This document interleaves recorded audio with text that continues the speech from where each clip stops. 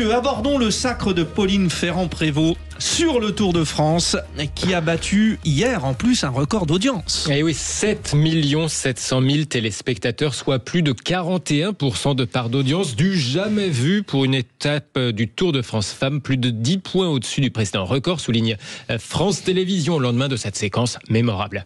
Moment historique, Pauline Ferrand-Prévot remporte le Tour de France 36 ans après Jeannie Longo. La consécration d'une reine, d'une femme au nord, l'un des plus grands exploits du sport français. Voici, mesdames et messieurs, Pauline Ferrand-Prévôt. Pauline Ferrand-Prévôt qu'on a vu se retourner plusieurs fois dans la dernière ligne droite comme pour vérifier qu'il n'y avait personne juste derrière elle. Et ben non, il n'y avait personne. Enfin, pas immédiatement salue derrière. Nicolas Jay aussi, le commentateur. Voilà, au passage de France le Télévisions. Sympathique Nicolas, on le salue. ouais. Consécration sur route pour la cycliste tout-terrain, VTT, cyclocross. Et comme un passage de relais, elle a reçu hier en plus les félicitations de deux illustres prédécesseurs du panthéon de ces Français qui ont remporté la grande boucle, Jeannie Longo et Bernard Thévenet. Pour en parler, nous sommes en ligne en tout cas avec le sélectionneur national de l'équipe de France féminine de cyclisme. Bonsoir Paul Brousse.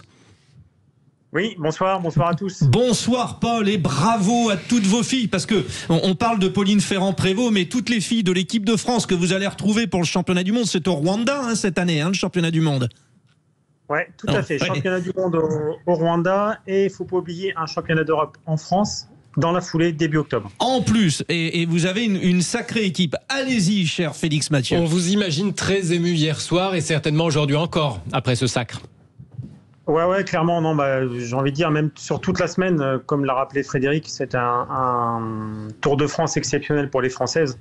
Alors, c'est sûr que on attendait la confirmation, si c'était nécessaire, des 3 filles qui étaient dans le top 10 l'an passé, Carbaol, Musique, Labousse, dans des rôles un peu différents cette année. Et puis le point d'interrogation, c'était de savoir si Pauline Ferrand-Prévot allait pouvoir réussir à... Voilà, elle avait dit qu'elle se donnait 3 ans pour gagner ce Tour de France, mais au vu de son début de saison, vainqueur de Paris-Roubaix, 2e Tour des Flandres, 3e d'Estrade Bianchi, on savait bien que ça pouvait aller très très vite, cet objectif, et que ça soit rempli dès cette année. Voilà, elle a remporté fort belle, en plus de fort belle manière, parce que les écarts ils sont conséquents avec les autres. Ça a été une joie immense, beaucoup d'émotions, et on n'oublie pas aussi les 2 victoires de suite consécutives de Maëva Skiban. Pour le coup, elle, je pense que c'est la révélation de cette semaine. Enfin, moi, bien, je la connaissais parce que depuis les jeunes catégories, elle est très forte. Mais là, à L2, Maëva et Pauline, ça fait 4 étapes, Félix. Ouais. Cette consécration en présence de Jeannie Longo, de Bernard Thévenet, c'est tout un symbole.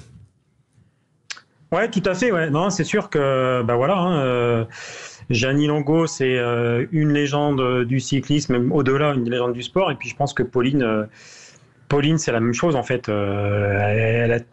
Elle a tout gagné en fait. C'est championne du monde dans toutes les disciplines du cyclisme, route, VTT, cyclocross, gravel. Elle est championne olympique de VTT. Elle vient de remporter le Tour de France. Elle a gagné Paris-Roubaix. Il ne reste pas grand-chose pour gagner toutes les plus grandes épreuves de son sport. Et ça, je pense que il y en a pas beaucoup qui ont réussi. Et voilà, ça faisait un petit peu passage de témoin hier, même si Jeannie Longo et Pauline, je pense qu'elles se sont croisées à un moment donné, il y a une dizaine d'années, quand Jeannie était en fin de carrière. Et oui, Pauline... parce que Jeannie Longo a arrêté autour de 50 ans, on le rappelle. Et 50 ans, c'est justement l'année, il y a 50 ans, Bernard Thévenet remportait son premier Tour de France en 1975. Vous savez que c'était spécial parce que c'était la première arrivée sur les Champs-Élysées, Corinne Tapiro. Tout à fait. Ça, c'est une grande et belle idée. Ah oui. Chez vous, à Paris, magnifique. Sur les Champs-Élysées, c'était la première du maillot du meilleur grimpeur. Donc, c'était beaucoup d'émotions. Paul Brousse, moi j'ai une question, parce que qu'est-ce qui peut l'intéresser maintenant, Pauline Ferrand-Prévot? Bien sûr, vous allez la coacher et elle sera sans doute votre leader sur les prochains championnats du monde, mais quitte à s'amuser, il lui manque quand même une discipline du cyclisme qui est la piste. Puisqu'on y est, allez-y, qu'en pensez-vous, Paul? Ouais, alors pour répondre aux 2 questions, déjà pour la fin de saison, championnat du monde, championnat d'Europe, je pense que on a prévu de s'appeler dans la semaine avec Pauline pour discuter de tout ça, parce que voilà, on l'a bien compris, Pauline, elle fonctionne par objectif. Là, la target, l'an passé, c'était les Jeux Olympiques. Cette année, c'était le Tour de France. Donc, est-ce qu'elle va être capable est-ce qu'elle va avoir envie de refaire de nouveau des gros sacrifices pour refaire un pic de forme en septembre? Voilà, c'est des choses qu'il faut qu'on discute assez rapidement. C'est pas encore gagné, donc ça, ouais, c'est en suspens. C'est pas gagné parce que voilà, en fait, Pauline, elle se met dans sa bulle à un moment donné, et puis elle est un petit peu, je sais pas si le terme est bon, mais elle est un petit peu robotisée, et elle va dans son objectif. C'est le Tour de France, c'est passé. Et sur la piste, en poursuite, non, c'est pas vraiment son domaine, quoi. Enfin, je parle pas du sprint, évidemment. Ouais. Non, pas du tout. Sur la piste, je pense que c'est pas une discipline dans laquelle elle pourrait, bien qu'elle sait tout faire, mais là, je pense que c'est pas du tout son objectif. Après, à venir, est-ce que gagner plusieurs fois le Tour de France, est-ce que d'être championne olympique sur route, ça, c'est un truc qu'elle n'a pas fait encore. Ça peut être un objectif qui... Donc ça veut dire 2028, dans 3 ans à Los Angeles. Elle sera encore dans les cordes. Ça serait dans 3 ans Los Angeles, sachant que voilà, son contrat, logiquement sur route, a revenu pour 3 ans, jusque 2027 chez Visma, avec cet objectif de remporter le Tour. Est-ce qu'elle prolongera après? Voilà, je pense que c'est un peu trop loin. Et voilà, faut laisser faire les choses, mais en tout cas, concernant ses objectifs, moi je peux pas répondre à sa place, mais bien sûr, si c'est les objectifs qui sont sous le maillot de l'équipe de France, moi j'en serais ravi. Et oui, parce que vous êtes au cœur de la machine, je le rappelle, Paul Brousse. Réaction autour de la table, les vraies voix. Arthur Rouillet, hier, on a vécu un moment exceptionnel du sport féminin. Ouais, je crois qu'il faut saluer la performance déjà de Pauline Ferrand-Prévot, c'est exceptionnel, son parcours, son palmarès, depuis avec son histoire et à un moment donné les blessures, donc le retour et les JO dernières, et puis là le Tour de France, c'est juste exceptionnel. Je crois qu'il faut d'abord saluer la performance, et puis effectivement plus généralement ça fait plaisir de voir quand même un événement féminin, de sport féminin, voir une audience aussi importante. Je crois que c'est aussi la démonstration que petit à petit le sport féminin se voit reconnaître en réalité un audimat et a fortiori une visibilité sur la scène nationale. Ouais, les handballeuses avaient montré l'exemple notamment. Évidemment. Petit clin d'œil évidemment. Corinne Tapiro. Moi j'ai trouvé que c'était formidable. D'abord elle est très enthousiaste et elle communique sa joie et finalement elle fait partager cette victoire à tout le monde, et je trouvais que c'était un moment assez exceptionnel. Franchement, bravo à elle. Bon, alors monsieur le conseiller régional d'Île-de-France, spécialiste de sport, Philippe Bouriaki. Bon, hier c'est quelque chose qui va marquer l'histoire de la télé même, hein? Mais carrément, mais là ça veut dire que, et c'est beau parce que tout le monde a regardé en famille, 7,7 millions, c'est ça, 7,7 millions, c'est extraordinaire. Alors maintenant, moi je vais mettre les pieds dans le plat. Je vais dire des choses qui fâchent.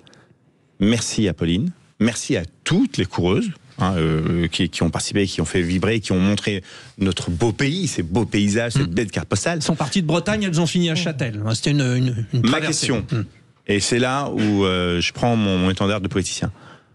Est-ce que elles ont été primées comme les hommes?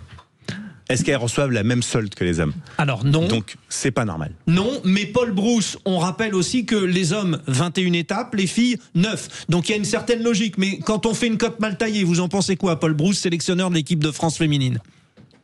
Non, moi je rejoins un peu vos propos. Je pense que voilà, la différence elle est normale, parce que oui, comme tu l'as dit Frédéric, il y a 21 étapes chez les garçons, il y en a 9 chez les filles pour le moment. Mais si on fait la règle de 3, voilà, les 500 000 € pour le vainqueur du Tour et les 50 000 pour les filles, on n'est pas dans les...